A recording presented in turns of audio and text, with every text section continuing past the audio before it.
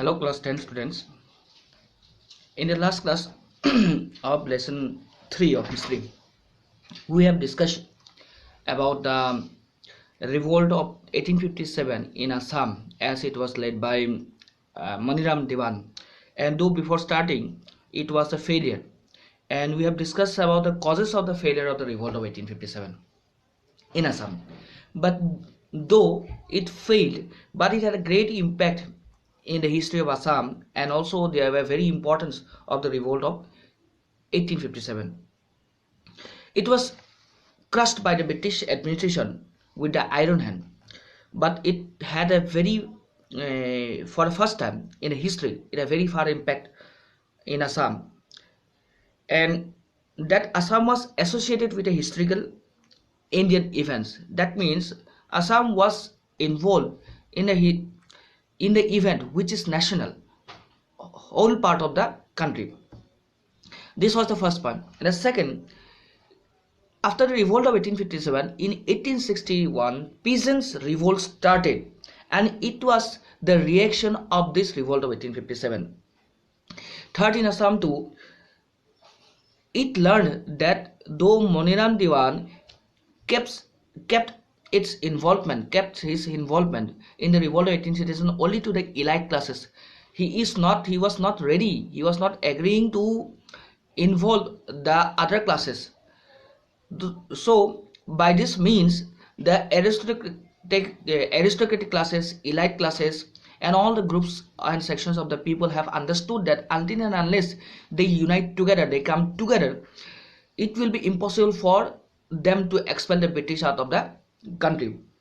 So in Assam too, irrespective of the religions like Hindus and Muslim communities, they unitedly took part in the revolt and thus started the growth of nationalism. The growth of nationalism started. That means, what is the meaning of nationalism? The feeling of being one of one's own country.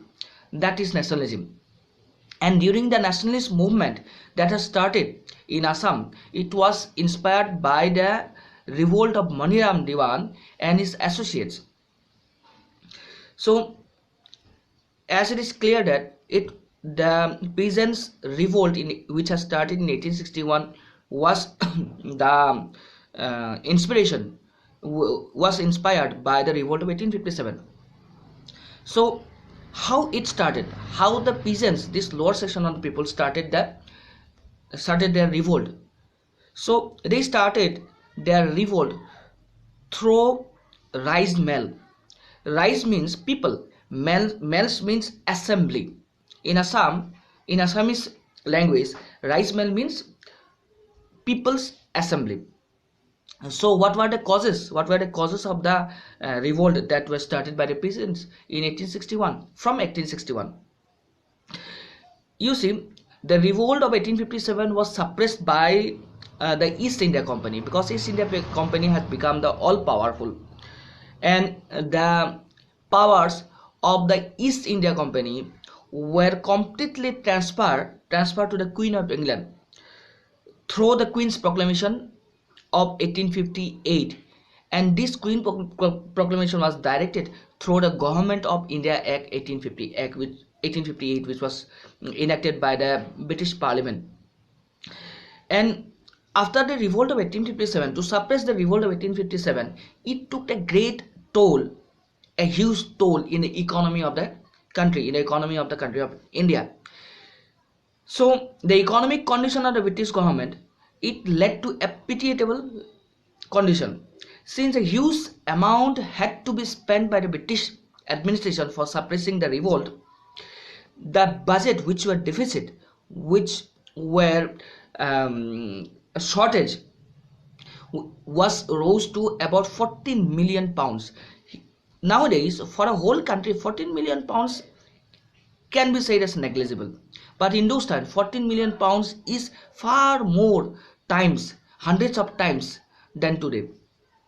And so in the years following the revolt, the British government was most concerned about how to stabilize their economy. Always remember that the British were in India, they were participating in India in the Indian trade and also in Indian administration. First they came as a trader for earning huge profit from India, and then they started to administer the country for earning more profits from India. And in this way they devised various plans to earning profit. They started to take the kingdom, the administration of the kingdom, the power of the kingdom forcefully, by enacting various rules and regulations upon the imposing various rules and regulations upon the Indian people and Indian rulers. So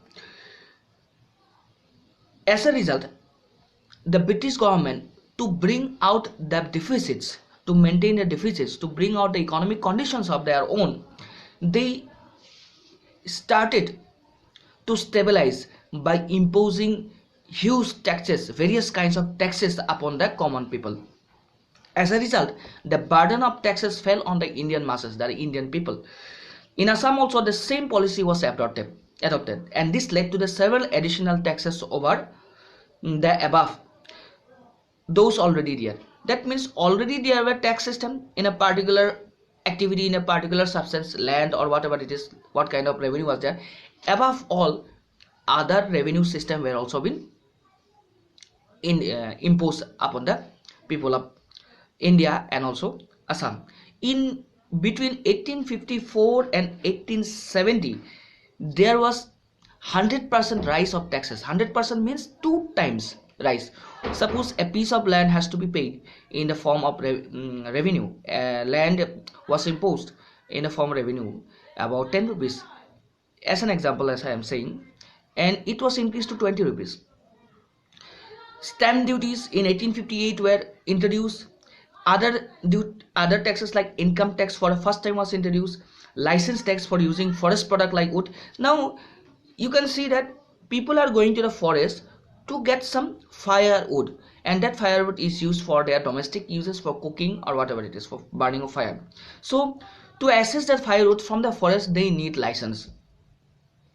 And also, if they had growth of bamboos at their own farmland, for that also they had to pay the taxes.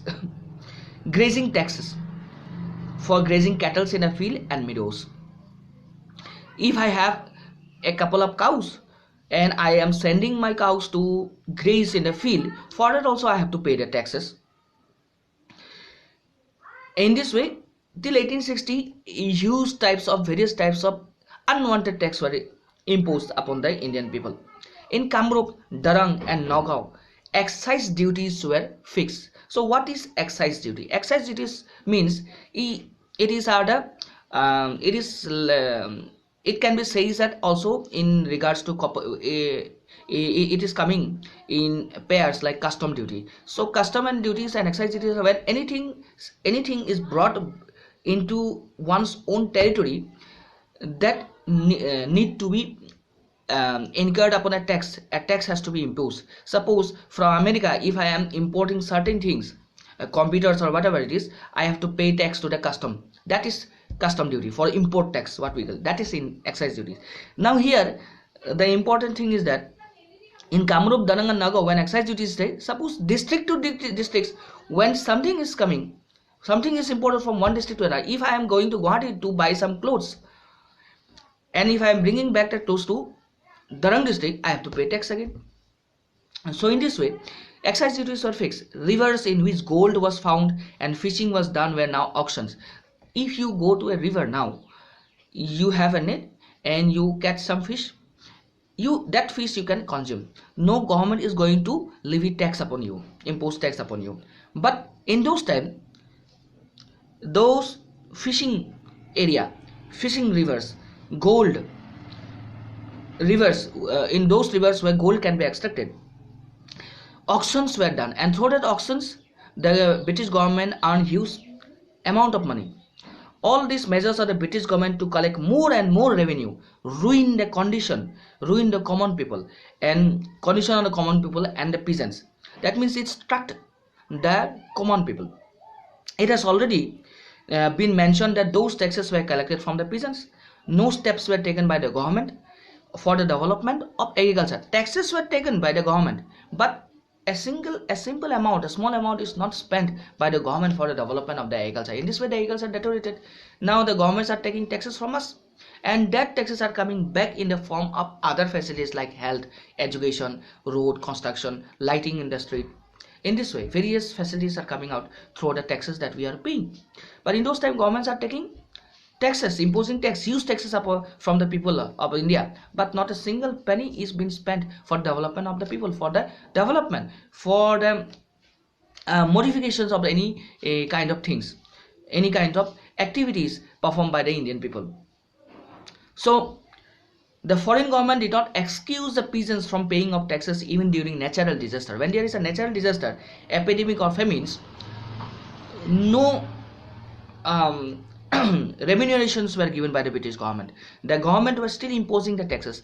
Nowadays, if I have taken a loan from the bank in a matters of for agricultural loan to get agriculture, suppose in the next year my agricultural field is destroyed by flood, my loan would be remunerated, my loan would be cancelled. I no need to pay the loan amount, the installment for the said years, and ultimately I am entitled to another loan for better agricultural activities of my own. But there, in those times, still the Indian people had to pay taxes whenever their crops failed. As a result of all this, the common people of India were totally disgusted. They were completely angry, discontent about the British activities. They don't want the British government at an instance, and this led to a series of peasants revolt. And now this times from the grassroots level, the peasants started to revolt against the British government. Let's see how they started. First of all, to start with the peasant revolt, we have to understand 4 points, 4 understanding point that we started. There are various groups, various places that a peasants revolt has started. The first point is that who started, the second when it was started, the third how it was started, and the fourth what happened in that revolt. Consequently, we will be discussing about the revolt in the next session of the videos. First, how they started. Let's start. Let's discuss about this thing. The peasant revolt in Assam were led by the rice mill, as I have already mentioned. So what rice mill? People's assemblies. First they gathered together, they discuss with each other, and they plan for revolting against the British government. So in this way, to discuss together, they need to gather together, they have to assemble together. So in this way, the rice mill has started.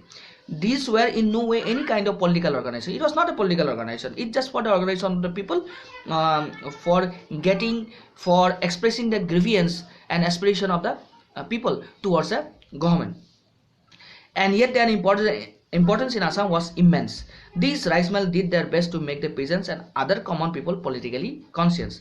These assemblies grew under the supervision of the leading personalities. In the village itself, when the groups is being led, they were led by some of the leaders. These leaders belonging to the village head or village Gaugura or whatever it is. These people were leading the peasants assembly.